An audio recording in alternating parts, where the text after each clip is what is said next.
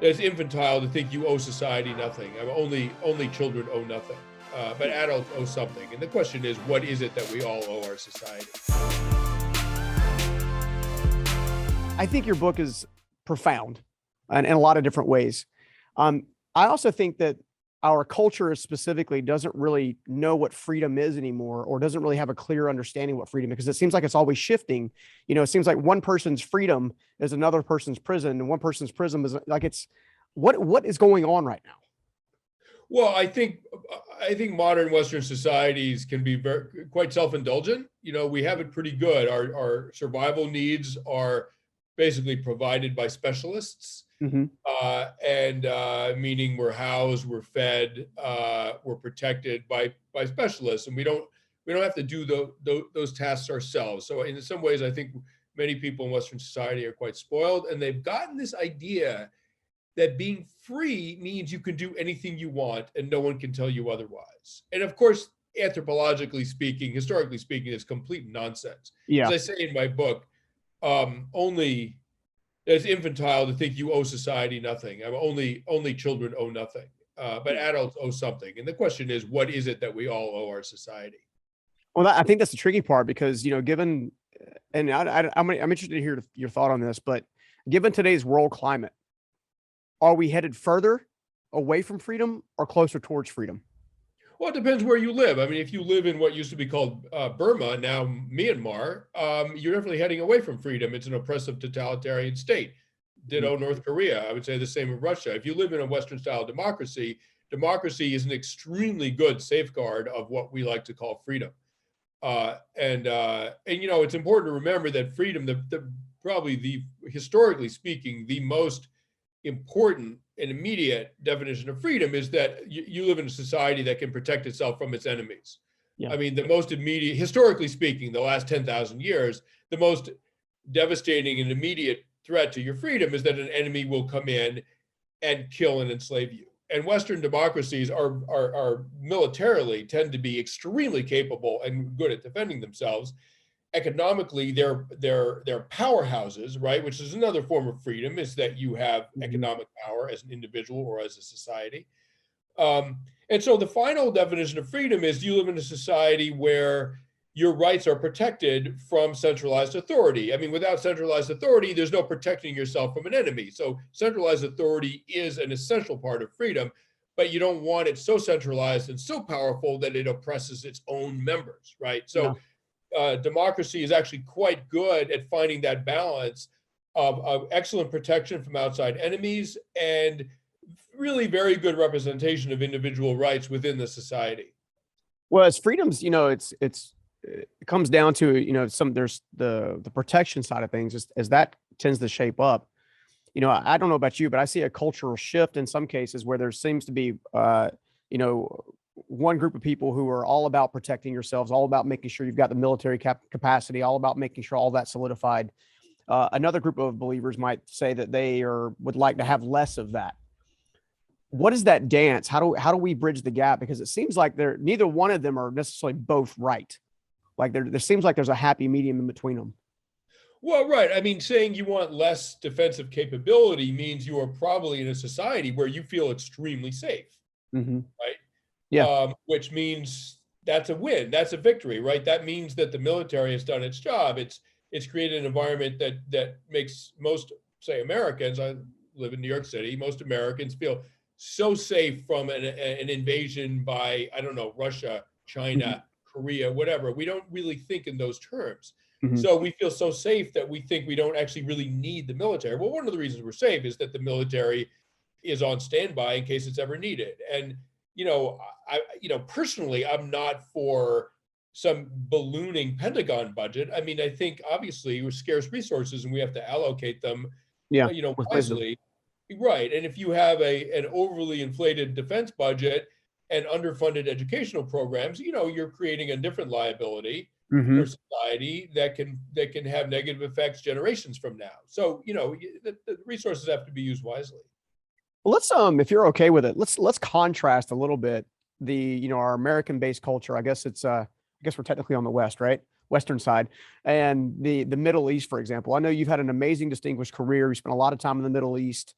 I got a good friend of mine who, in matters of faith, he says, the Middle Eastern area of the world thinks very diffically in matters of faith and things of that nature, as far as how they view it, how they dissect it and perspective and all this kind of stuff. I would assume the same holds true in a total worldview. Where do we go wrong, or what are we maybe misunderstanding most about how the Middle East operates, as well as how it impacts us here? Yeah, I mean that's a really complicated conversation. I mean, one of the core tenets of democracy is that its principles are secular, right? Mm-hmm. As soon as you have a sort of religious, a society rooted in religion, you're basically saying people that don't share that faith. I mean, I'm an atheist, right? So if I lived in a quote Christian, if I lived in a country that was governed by a quote Christian government, where would that leave me, right? Yeah. I'm being deprived of my rights as an atheist or as a Muslim or whatever. Yeah. So the problem in many religious societies, including in Christian societies before the advent of democracy, is that basically theology ruled the law, it ruled the society, and it provided a rationale for protecting a sort of top-down elite that ran essentially a feudal society to their own benefit. One of the problems of Middle Eastern countries right now is that they are top-down totalitarian states, often that are unbelievably corrupt. Mm-hmm. All of that, as it used to be with Christianity, all of that is sort of like has the imprimatur of morality because they've got the mullahs or the priests or the ministers on their side, as was the case in medieval Europe. The Middle East is still sort of run like that in a lot of those societies, and obviously that's not a good thing. One of the things the Taliban did, I should say, they're an extremely sort of religiously minded government.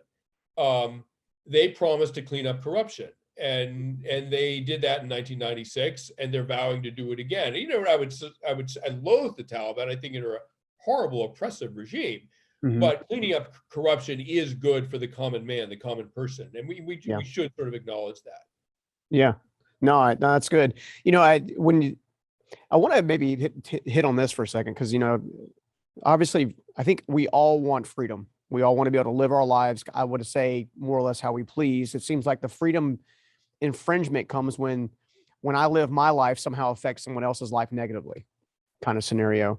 Is there a core difference or a core element of freedom versus rights? Like how do we go from, okay, well, this is my freedom, to this is someone else's rights, and that kind of transition?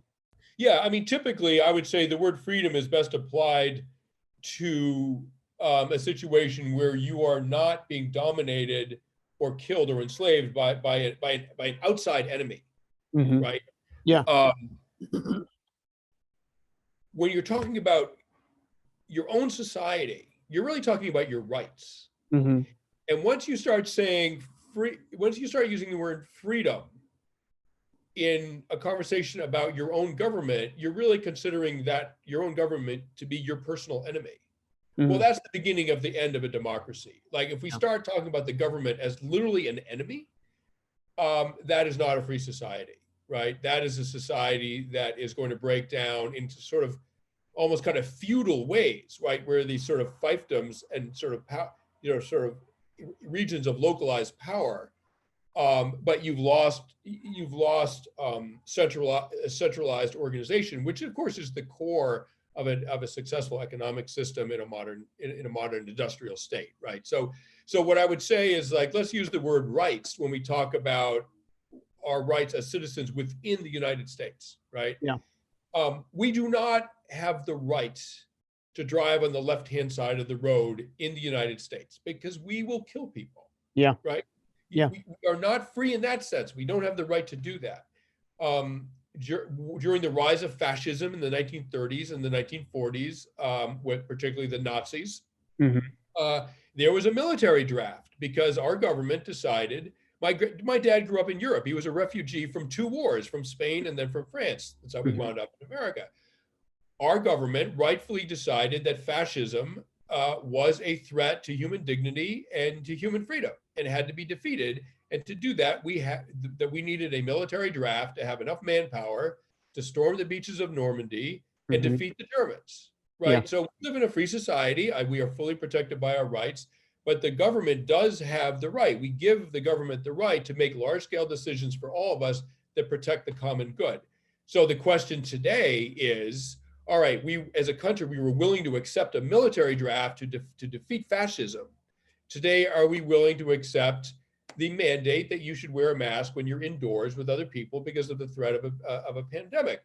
I'm a journalist. I'm not going to tell you what the right answer is to that, but that does seem to be the conversation right now. Do we accord the government the right to mandate things like that for the common good? I think an obvious reading of that idea is yes, of course it does. For example, we can't drive on the left-hand side of the road. We accord the government that right all the time in our daily lives. Yeah, it seems like what's missing, and maybe this is a deeper conversation, but it seems like what's missing a lot of times in that is healthy discord. It's a lot of very deeply rooted, I believe this, there's no common ground, rather than an open discord. How have you seen not having healthy discords shape world economies at this stage, or world markets at this stage in the game? Well, look, our lives are bound by rational. I mean, at the end of the day, we have to answer to a world that runs according to rational rules, right? I mean, gravity exists, right? So we have to pay money to get airplane tickets to ride on airplanes because we can't ourselves defy gravity. That's just our lives are ruled by those realities, right? So one of the great ways at arriving at a sort of like a workable common position is to have differences of opinion argued out where both sides agree to respect rationality and data, right? And so when you have the left wing and the right wing trying to figure out social policy, economic policy, the national debt, like how much money to give the military, et cetera, et cetera. You have different interests and different perspective, different viewpoints arguing, fighting, maybe even loathing each other. But at the end of the day, in a democracy, any population is basically half conservative and half liberal. At the end of the day, those compromises, those middle positions are quite wise. I'm not an economist. I would guess that those middle positions are quite good for economic health. And again, I'm not an economist, but I'm just guessing the middle ground is basically where we want to be at. We arrive at that through a process of respectful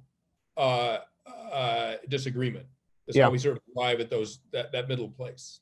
Yeah, I mean, it definitely seems like it's problematic for any nation that wants to be free, or any person that wants to be free, or have rights that are kind of for humanity as a whole. It seems like anytime the pendulum swings too far one way or the other, a lot of damage occurs.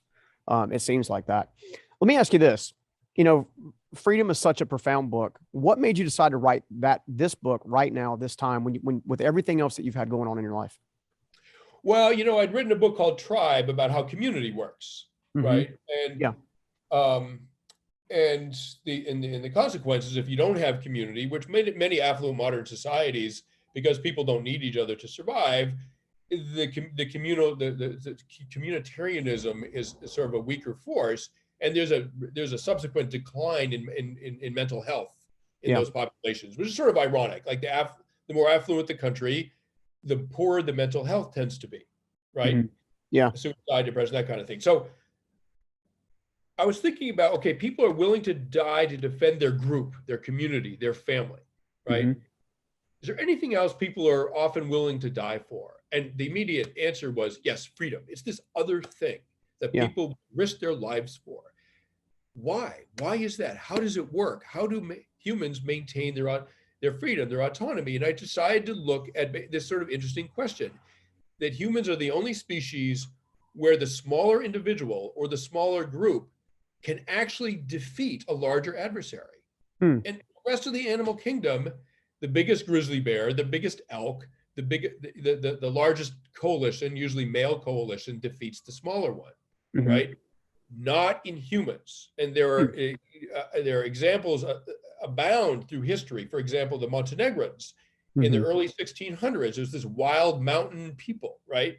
Yeah. Very poor, very proud, and very warlike. And they were invaded by the Ottoman Empire, and the most powerful military entity of the day, right, of that era. Yeah. And the Ottomans outnumbered the Montenegrins 12-1, right? Imagine fighting 12 guys in a bar fight by yourself. You would lose. No, thank you. No, thank you. Exactly. Yeah, no, thank you. Exactly. They had artillery, they had cavalry, and the Montenegrins handed them their hat over and over again. So what I wanted to look at is how do underdog groups defeat larger groups? And that essentially is what my book Freedom is about. It's divided into 3 sections: run, fight, and think. Yeah. You can run away and evade them, like the Apache evaded Western authority, the Spanish and then the Americans for centuries. Or you can stand and fight. And there's many examples of smaller combatants or smaller groups defeating larger ones. The Taliban are the most recent example of that with the US government, the US military. And then finally, within your own society, how did the labor movement 100 years ago defeat the sort of like aggregate corporate industrial interests that were allied with the government and had the National Guard at their disposal? How did these people do it, right? They basically played chess with the government, right? They outthought them. And one of the ways that they outthought them was by incorporating women into the movement. And women are extremely important in creating social change, particularly against very disadvantaged odds. Why did I do that at that particular point in my life? I'm intellectually curious. I had the idea. What is it people will die for? Freedom is one thing they'll die for. Why is that? How does it work? And so that's how I found my way to that topic. No, and I think that's good because it's they all resonate, right? Run, fight, and think. It totally resonates.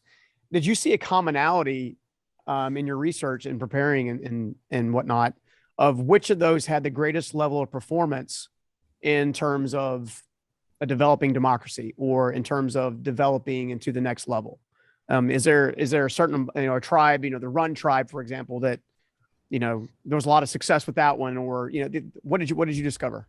Well, but, basically people use their greatest asset. So, I box a little bit, right? I'm not a big guy. I'm 5'9", 170. I spar sometimes with a guy who was a former NFL football player, right? Okay. The one thing I don't do is stand in one place and trade blows with them, right? Yeah, Why would I do that? I'm going to lose, right? Yeah. I move around enough that he's like, dude, can you stop moving around so much? Like, let's have a fight already, right? So he's a good friend of mine, it's all friendly, but yeah. So, and if he tried to move around as much as I did, he would get winded faster than I would, right? Because big people or big armies, it scales up quite nicely.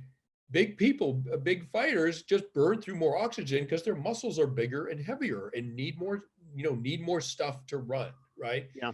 And so you use what's advantageous to you. So the Apache in the American Southwest for hundreds of years, they were a lightly armed, highly mobile group that really could not stand toe to toe with the U.S. cavalry and win at the end of the day. Like the Taliban couldn't either. So they didn't do that. They remained mobile, and they were expected. The Apache warriors were expected to be able to cover 70 miles a day, 70 miles a day on foot, day after day. They were so mobile that in rough terrain they could outrun the U.S. cavalry, right? Wow. And as a result, the Apache society remained largely free, well into the 1800s. I mean, the last band of sort of quote wild Apache gave themselves up in 1886, almost within my grandmother's lifetime, right? The machine gun had already been invented, the telephone, the electric light, the internal combustion engine. I mean, it was a fully modern society, and we still were not capable of caging those people in. And but then, if you can't outrun your oppressor, you're going to have to outfight them. That's what the Montenegrins did. Yeah. right? And eventually, if you're within the society, you don't want to leave America. You've just arrived from Syria or from Italy or from England as an immigrant to this country, and you're working in a factory in Lawrence, Massachusetts. You don't want to leave. You want to change society so that basically your rights are fully protected. How do you do that? You're now playing chess with the US government. And what they started to do was, of course, authorities don't have that much trouble killing men. It's not a big moral problem. Killing women can be more problematic morally and in sort of public perception, right? So what these guys started to do was put women on the front lines of the strikes, of the protests, say in Lawrence, Massachusetts. And so the women were confronting, all very brave people, men and women alike, but these women were confronting National Guard troops with fixed bayonets, right? But these boys didn't know what to do, right? These are kids. These are 19-year-old boys in uniform. They've got sisters, they've got mothers. They're not going to start bayoneting women, right? Yeah. And so this one police captain said, so an amazing quote. He said, one good cop can handle 10 men, but it takes 10 cops to handle one woman. And they just didn't have the manpower to do it. And the strikers won. Wow. Yeah, there's lots of profound examples just like that throughout freedom. Let me ask you this. What if, I believe that certain times as an author myself, that certain works call you, like it's whatever the perspective that you shape that shapes that. But what are you hoping that this book delivers to the reader more than anything else? What are you hoping to share with them and get their, heighten their understanding on? I think it might be this. I touched on this in my book Tribe as well. Humans die almost immediately when they're alone in nature. You drop a human into the wilderness, they're usually dead by the end of the week, right? Yeah.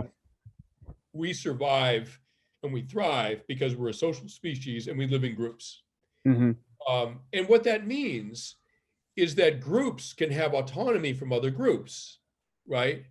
But if you're part of a group, you really don't have autonomy, right? You owe the group your loyalty.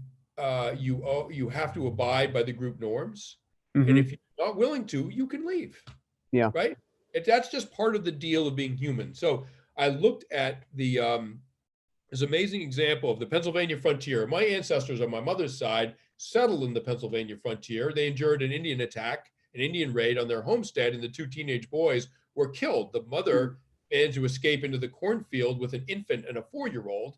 And my family is descended from that 4-year-old who managed to survive in the cornfield. Right. So I'm writing about a part of the country that I've walked through and that one side of my family's from. So on the Pennsylvania frontier, people often went out there in the 1700s because they did not like the sort of oversight and the oppression of the colonial government or later the American government. Right. Yeah. So they went into the wilderness. Well, the wilderness, you're very free, but you're in enormous danger. Right. It's a wild, dangerous place. There were native tribes that didn't want you there. And so what these settlers realized is that they escaped the sort of tyranny of the government, but very quickly found themselves in a situation where they owed their loyalty to the other settlers of that area. And when there was an Indian uprising and a sort of a border war on the Pennsylvania frontier, you had to help defend the community. And particularly as an adult male, if you were not willing to carry a rifle and a tomahawk and a scalping knife and literally defend the stockade, right? Defend the community against these attacks. If you were not willing to do that, you were banished. You were not wanted. So basically, you were not oppressed by the government, but you had to abide by the group norms, and you might even owe the group your life. Yeah. And if you weren't willing to agree to those terms, you were not welcome in the group. So what I want people to understand is that there is no such thing as complete safety and complete freedom. Your safety comes from this fact that you are part of a society, you are part of a group. And that's true if you are a hunter-gatherer in the Kalahari Desert in Africa, the Kung, the San as they're known now, or you're a member of our amazing industrial, technologically advanced society in America. Either way, you owe your survival to the fact that you're part of a group. So what do you owe it?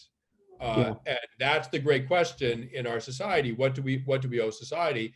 I would say, as individuals, the fact that society doesn't demand anything or very little of us is actually too bad for us. Like when you contribute to the common good, to the public good, it actually is mentally very healthy. It makes us feel good. It actually is quite a good buffer against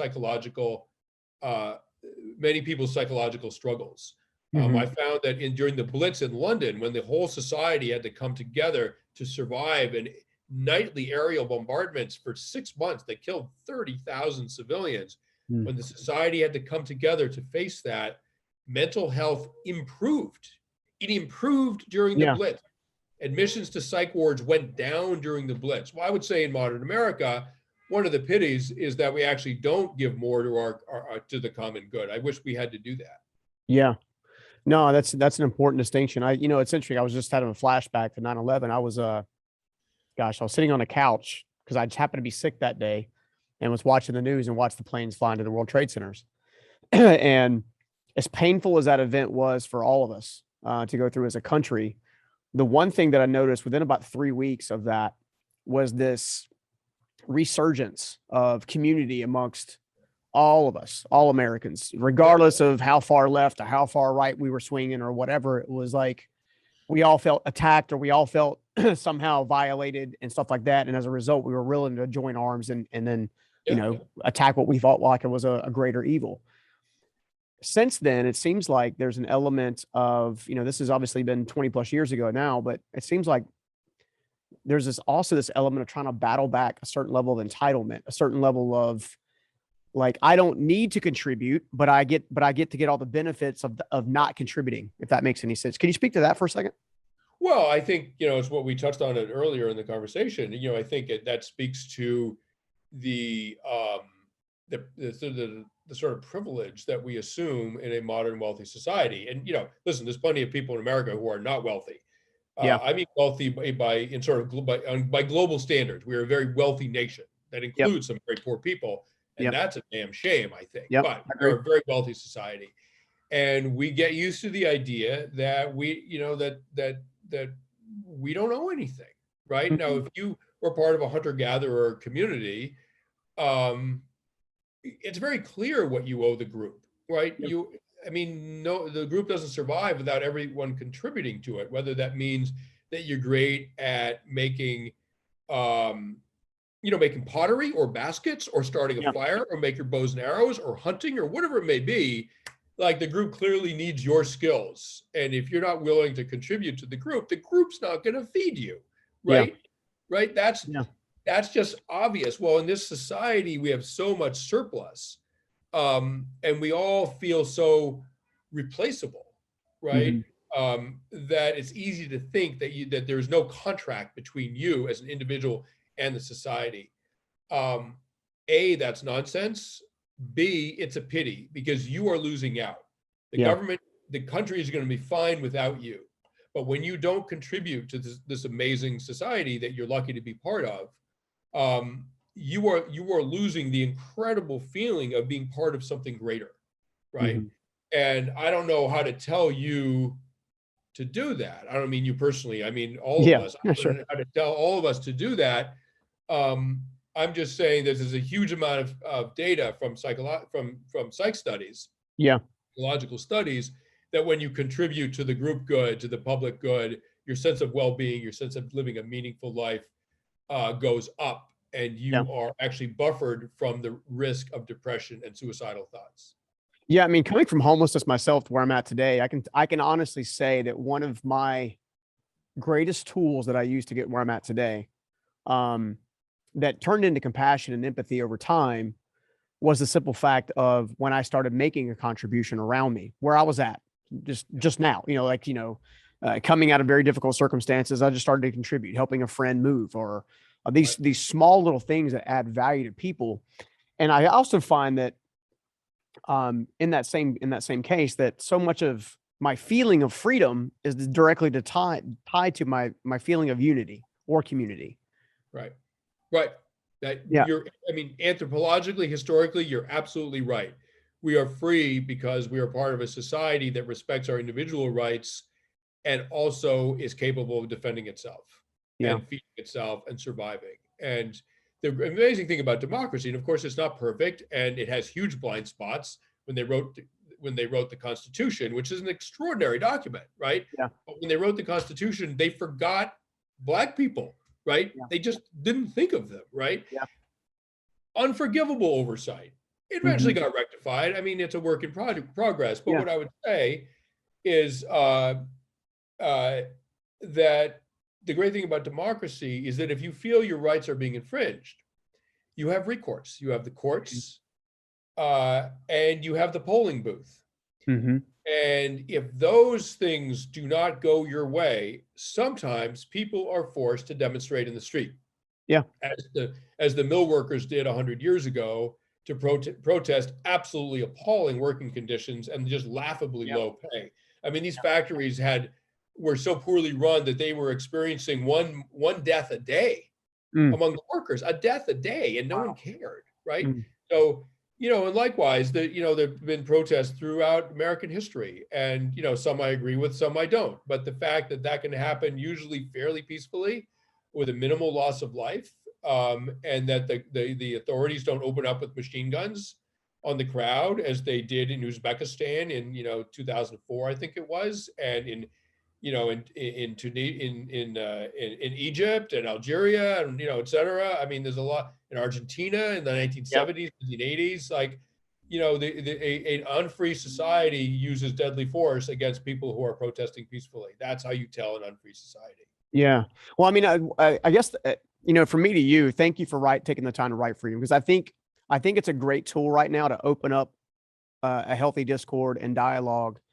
Because I think a lot of us have forgotten in some instances where we came from, how far we came and how far we could go if we would just work together to then actually have a sense of rights and a sense of consistent freedom on a regular basis.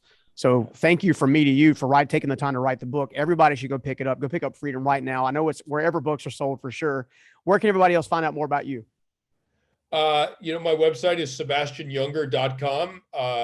Sebastian Junger, JUNGER.com, and my publisher. I have a flip phone. I don't really like social media. I don't really engage in it, but my publisher maintains a Facebook page and a Twitter feed for me, and basically they feed it with things from my work. So it is my writing. I'm just not doing it myself. Somebody else is.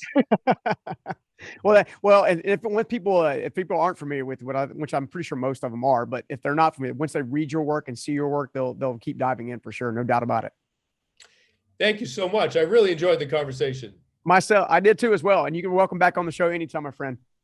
Thank you so much. Take care. All right, take care, Sebastian. See you. Yeah. Bye. If you love that interview, go ahead and check out this next one right here. And so if you tell me that I'm doing something wrong, I'm more apt to listen to you because I know you're doing it from a place of wanting to help me, not wanting to hurt me.